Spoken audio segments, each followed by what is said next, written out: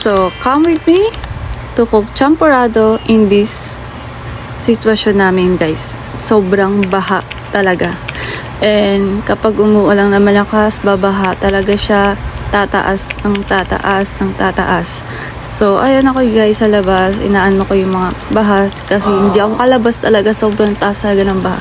Hanggang pwet na siya. Hanggang binti na siya. So, ayan, magluluto ako ng champurrado. Alam nyo ba guys, tuwing hindi mo ulan, paborito ko talagang champurrado. Yun talaga yung binibili ko sa palengke. So, ayan, magluluto tayo ng champurrado. At alam nyo bang, ngayon ko lang siya napag-aralan kung paano lutuin, paano yung mga step by step, paano lutuin ng champurrado. Kasi sobrang sarap niya guys kapag ilagyan mo siya ng gatas with powder ng swak. So, ayan, tumatawa pa ako guys, diba? Oh my gee, I so love it. So, sarap guys. Kaya, kung umuulan guys, try nyo na kumain ng champurrado.